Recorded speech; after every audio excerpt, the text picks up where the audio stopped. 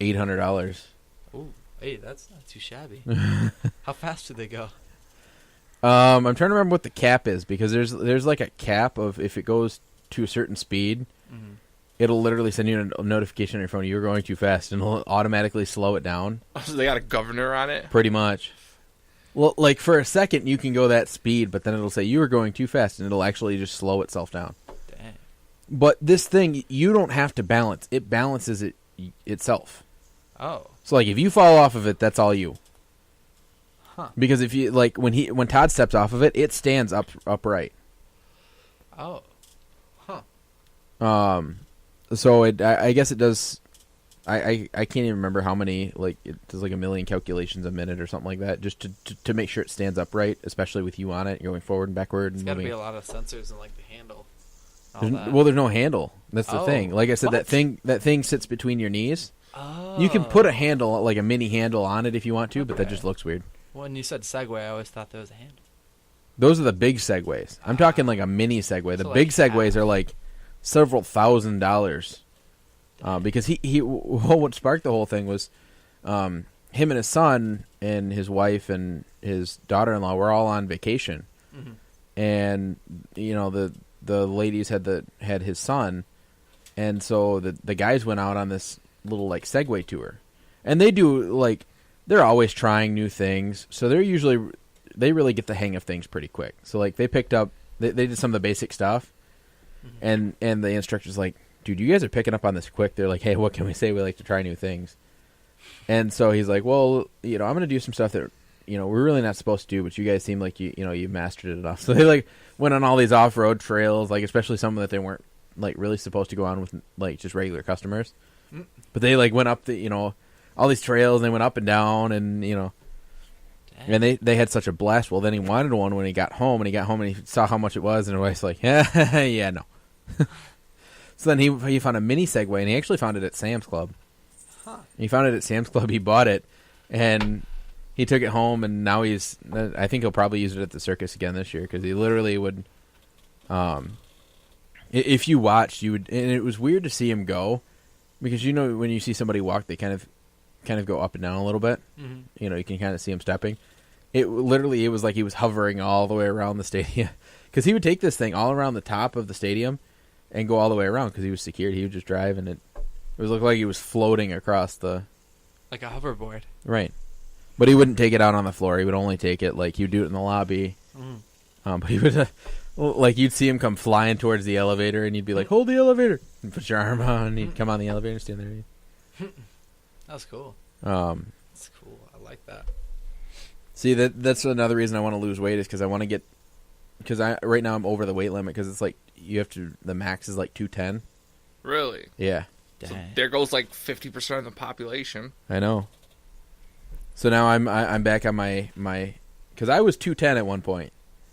I'd actually gotten down to 210, so my plan is to get back down there, because I've still got all the muscle that I had. I just gained fat on top of it. But I want to try to get back down to 210, and then that way I can buy myself a mini Segway, and hopefully... I think gain all the weight for not walking no more. No, because I'll still walk. Like, you know, I'll walk my dog and everything, so I can... Because I'd have to maintain that weight or lose more, so I can still use it. Because if I gained any more weight, then I'd be over the weight capacity, and then I wouldn't be able to use it. It's like, well, there's $800. It's gone. Yeah. But yeah, anyway, it's cool. And I've seen those hoverboards, and there's something about them that just I don't know. I don't like. They blow up. They what? They blow up. They catch fire. Some of them. Apparently, a lot of our electronics are catching fire these days. Yeah, my Note caught on fire. Did it? Yep. This one did too. They gave me a replacement one, and then the charger, you know, the port where you charge it. Yeah. One day I plugged it in, and then all of a sudden Did you use their cord, or were you using an aftermarket cord? No, it's the Samsung one they gave me with the phone. Because that was a lot of the problem. Is a lot of people. Oh, like you're using like the Chinese cords and stuff. Yeah. No, I used the normal cord, and it started making this weird noise. My phone. It was like doo doo doo doo doo, and I'm like, what the hell's going on my phone? I go and grab my phone. It's like overheating. I grabbed it. The thing's like on like so hot. It's so freaking hot. And then I pulled the plug out, and it melted the plug on the bottom. Right. And I'm like, shit. So instead of getting a new phone, I got a new wireless charger. Oh. So I'm like, Those are nice too. yeah, they're way better. I think you'll never use a net. Everything's gonna be wireless. See, but here's my problem, okay? So this is why I like Samsung and I hate Apple. Apple's going to, like, all wireless. So, like, the newest iPhone that came out doesn't have a charging port. It's good. You don't need one. Yeah, you do, because if you want to plug in normal headphones and not pay $80 for whatever headphone that they have that you can plug into your... Yeah, the buds that you lose because... Well, no. You can't even plug them into the... They're all Bluetooth. There is no port. Yeah, you would have to. You would have to buy Bluetooth headphones, and they're not cheap. You know, you can't go to the dollar store or Five Below or something and buy just a cheap set of headphones. Well, eventually everybody's gonna have them, and they'll drive the cost down. Well, see, here's my problem: is like, okay, I've got 2 tablets sitting here, and I am using both of the of the audio ports, you know, to play different sounds and you know, maybe record on my tablet or something. You know, so I need those ports on my tablets and my phone. And you just take them away. I don't know. I feel like they're taking away stuff that really doesn't need to be taken away. Like, put it this way: everybody knows that when you buy a laptop, like 6 months later, it's outdated. Right. So if you buy like the best laptop in the market, 6 months to a year, they already got something new, different, and way better. See, I don't care. Well, like with I bought this laptop when I graduated, and it's still my favorite because it's still functional. Right. You don't need the I do need to do some upgrades on it because it needs, you know, like I want to put a solid state drive, a secondary hard drive in it, and things like that. But those are just kind of luxury things. Well, like with the new Macs or the new Mac laptops, like they have less ports. Like you have to get adapters to like be able to have the same like USB ports, HDMI ports. I feel like Apple's just taking things away so they can sell more of different products, so they can make money that way. And then those products will break, and then people will have to buy more. See, like I bought a laptop and I went to go play a CD in there. It didn't have a CD drive. Yeah. I was like, whoa. I was like when they do this? Yeah, then you got to buy an attachment because they. And then I had to go buy a CD, drive attachment. I was like, what the hell? Well, it's like this one. Like this one has a CD drive in it. I actually need to get a new one because the front cover, you know where the button is, that broke off one day when I don't even remember how. It just it was starting to break for a while. And then it just broke off one day, and I keep it around because I can just fit it back into where it was and hit the button so the CD port will pop back out, and it's still functional. Huh. But it's just so I'm like, yeah, I need a new CD port, but that's fine. I've had to replace the keyboard once because I spilled beer all over the keyboard. That was a bad idea. That was on one of my, actually it was during a show once. It was like during one of my first shows. I went like this, and it hit the bottle, and the bottle went all over the keyboard, and I lost function of the keyboard. Huh. We pulled the keyboard out, and the keyboard was sticky, but nothing under it. It didn't get under the keyboard at all.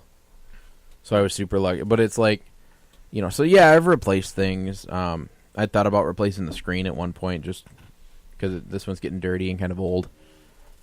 But I don't know. I feel like if you get a nice, if you pay the money for a nice laptop, you can replace stuff out when it breaks, and you'll have it for a long time. These things, they're made to break. Oh yeah, they're not making them to last. Oh no, they're making them. They're making everything throw away. I mean, I mow lawns a little bit on the side, and there was I had an Echo weed whip. I just bought one. An Echo one? Yeah, from Home Depot. Yeah. Yeah. Well, I had one. This was my buddy. He mows lawns professionally. He gave me most of my equipment. And back when he bought them, Echo was a really good brand. Okay. Well, nobody services them anymore. They literally make them they call them throwaways. When they break, you just throw them away and buy a new one. I see. And I mean, his was like a professional grade, so I found a couple places that would actually fix it, work on it. But I also went out and I bought a steel. But in a few years, they're going to start selling steels at Home Depot, and nobody's going to service it. But they're making everything to where it's not quality stuff. It's made to you use it until it breaks. When it breaks, you throw it away and you buy a new one. Yeah, you use it for a couple years, and right. That's I bought a chainsaw from Home Depot. I literally chopped down a forest with that chainsaw. In 1 month, that thing broke, and I went back to Home Depot, and it was past the 30 days. Right. And I'm like, listen, I know it's past the 30 days, but seriously, it's come on. It's a month and it broke. It broke. It was and they're like, well, take it to the one on Hill Road, and they'll see if they fix it. Not on Hill Road, but on Saginaw? Bristol.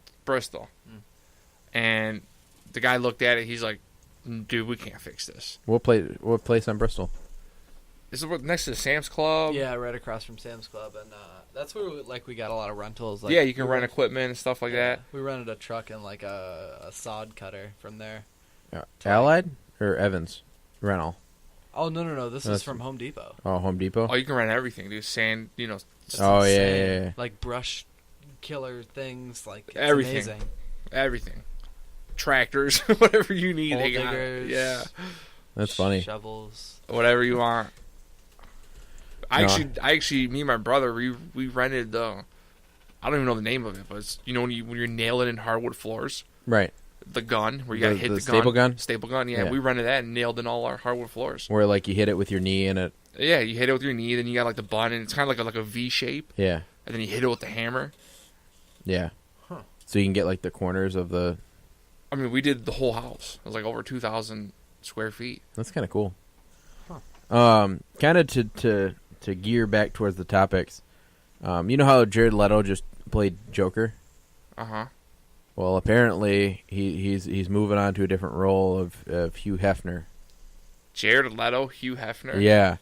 So apparently he's Jared, a little too young to play Hugh Hefner. I don't know. Jared Leto apparently has been cast to play Hugh Hefner in a biopic, is what they're calling it. And it didn't have too much information about it. It just says, you know who could play Hugh Hefner?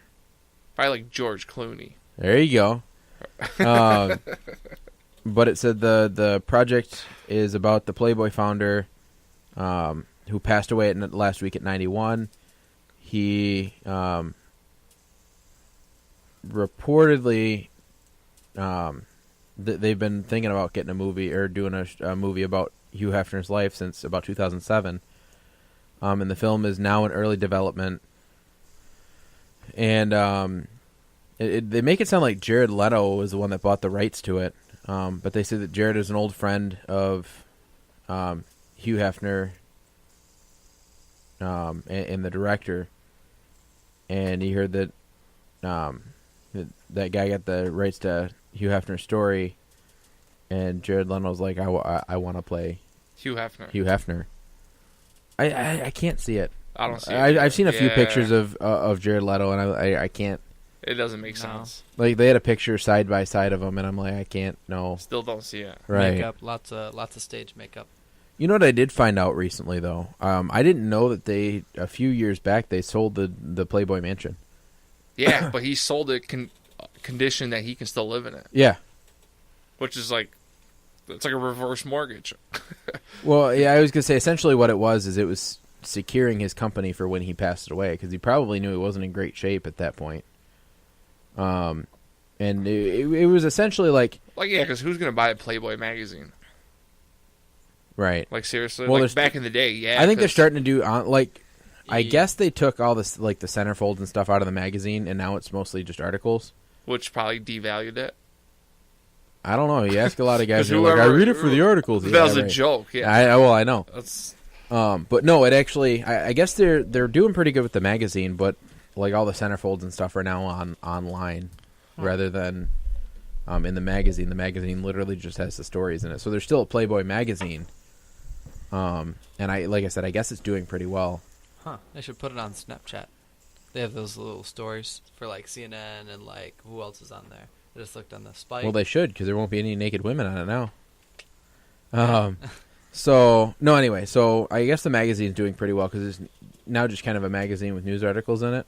Mm-hmm. And then they put all like the centerfolds and all the bunnies and all that on the website. I guess from what I heard.